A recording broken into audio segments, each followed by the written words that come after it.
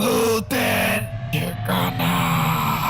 ঘটনাটি গল্প হলেও সত্যি। শুনছেন ভূতের ঠিকানা। আমি সৌরভ আছি আপনাদের সঙ্গে। গ্রাফিক্সে আছে সম্রাট। চলে আসা যাক আজকের গল্পে।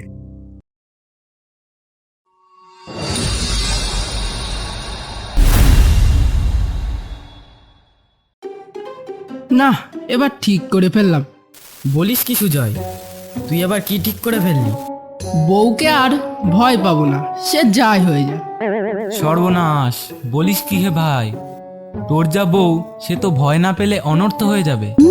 ভাই, বেহরে মারা পড়বে কিন্তু। না না, আমি ঠিক করে ফেলেছি, সে বাঁচি আর মরি, এবার একটা ফ্যাসলা হয়েই যাক। তুই একটু ভালো করে বল তো ভাই, তুই কিছু অখাদ্য কুখাদ্য খাসনি তো? আমার মনে হচ্ছে তোর না নিশ্চয়ই পেট গরম হয়েছে। না না, পেট গরম নয়, আমার মাথা গরম হয়েছে। আজকে মাথায় আগুন জ্বলছে আমার। আমি ঠিকই বুঝেছি, এটা তোর মাথা খারাপের লক্ষণ। চল ভাই, তোকে খগেন বৈদ্যের কাছে নিয়ে যাই। তোকে একটা রামপাচন বানিয়ে দেবে না, ঘটে একদম বুদ্ধি চলে আসবে। থাক থাক, তোরা আমার জন্য অনেক ভেবেছিস, এবার একটু নিজেদের জন্য ভাব। আরে অত রেগে যাচ্ছিস কেন? রাহুল তো আর খারাপ কিছু বলেনি, ও তো তোর ভালোর জন্যই বলেছে। তোকে না আর ওর হয়ে সাফাই দিতে হবে না। এখন একটু গরম গরম চা খেয়ে মাথা ঠান্ডা করে নে তো। ওই তো রামুদা আসছে তো।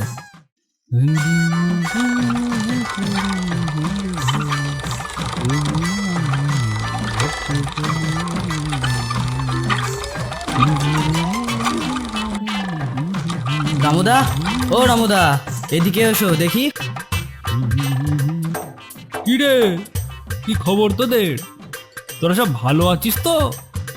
এই তোমাদের আশীর্বাদে একটু কেটে কুটে যাচ্ছে।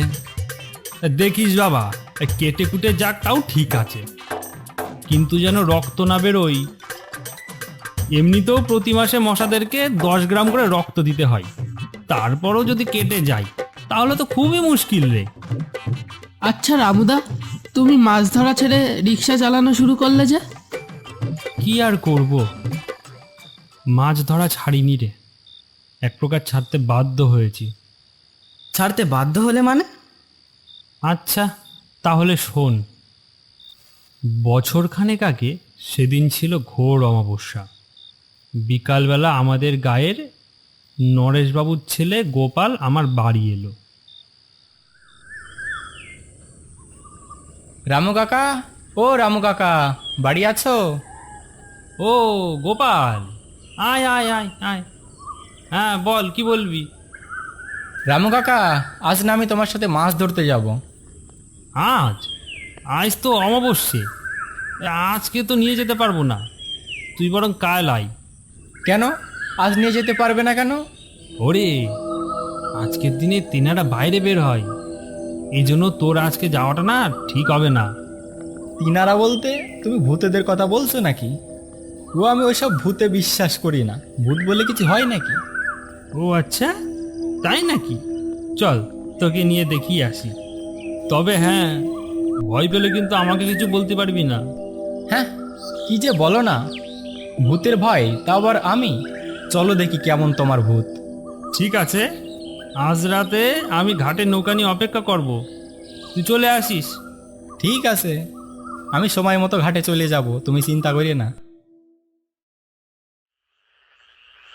আমি নৌকা নিয়ে মাছ ধরতে যাওয়ার জন্য প্রস্তুতি নিচ্ছি, তখন আরে রামু কাকা, যেও না, আমি এসে গেছি। ও গোপাল, তুই এসে গেছিস? ও আমি ভাবলাম তুই আর আসবি না। আচ্ছা ঠিক আছে, চল চল। গোপাল নৌকায় উঠতেই আমি নৌকা চালাতে শুরু করলাম। আমার সামনে নদী, ডাইনে বায়ে দুই পাশে দুই কুল। আমার সামনে নদী, ডাইনে বায়ে দুই পাশে দুই কুল। আমি কোন কুলেতে দেব পারি, কোনটাই আমার কুল। আমার মাথায় কালো চুল, আমার মাথায় কালো চুল। আমি কোন ফুলেতে পারি দিব, কোনটায় আমার ফুল।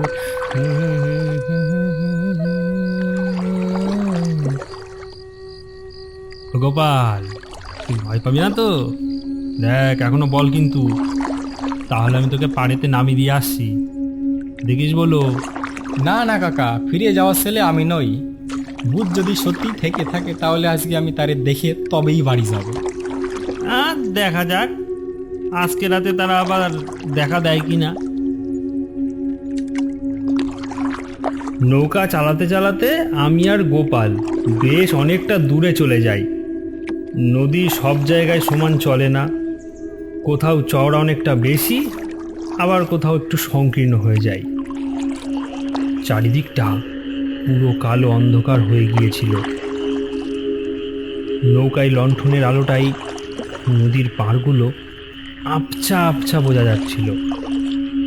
আমি দাঁড় টেনে আস্তে আস্তে জঙ্গলের মধ্য দিয়ে বয়ে যাওয়া নদীপথে এগোতে লাগলাম।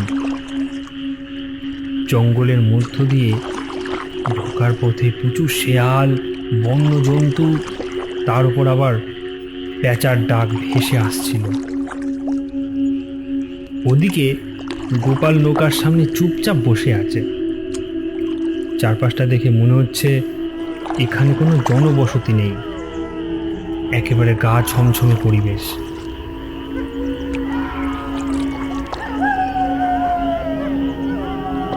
এমন তো অবস্থায় আমি দেখতে পেলাম নদীর ওপরে একটা গুড়ির ওপর কেউ একজন বসে আছে।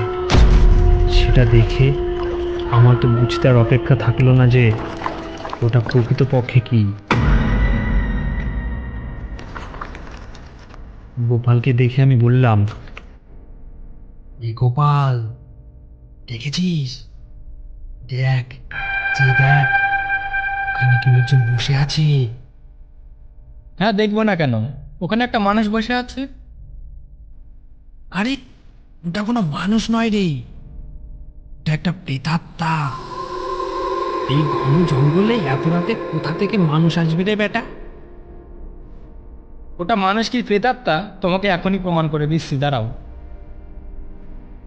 এই কি আপনি ওখানে কি করছেন? আপনি কি আমার কথা শুনতে পাচ্ছেন? সেই লোকটি দেখলাম হঠাৎ করে উঠে দাঁড়ালো। তারপর লোকটি জবাব দিল, শুনতে পাচ্ছি। আপনি ওখানে বসে কি করছেন? আপনি সামনে আসুন।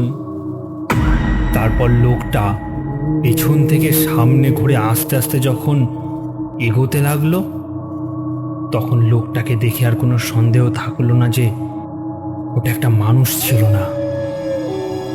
লোকটি যতই কাছে আসছে, গোপালের চোখে মুখে ভয়ের বাতাবরণ ততই যেন গভীর হয়ে যাচ্ছে। আমরা দেখলাম লোকটা জলের ওপর দিয়ে হেঁটে হেঁটে আমাদের সামনে চলে এসছে। লোকটা যখন একেবারে নৌকার কাছাকাছি চলে আসলো, তখন নৌকায় থাকা লণ্ঠনের আলোটা লোকটার মুখে পড়ে। লোকটার মুখ দেখা মাত্রই গোপাল ভয়তেই মাথা করে জলের মধ্যেই পড়ে যায়। সেই সময় আমার মধ্যে কোনো বল কাজ করছিল না, আমার দেহ যেন পুরোটাই অসাড় হয়ে পড়েছিল। আমি আমার কাছে থাকা একটা মশাল জ্বালিয়ে ওই অশরীরীর মুখের সামনে ধরতেই সে সেখান থেকে ভয়ে পালিয়ে যায়। আর আমি তাড়াহুড়ো করে নৌকা চালিয়ে চালিয়ে ওখান থেকে কোনো রকমে পাড়ে এসে উঠি।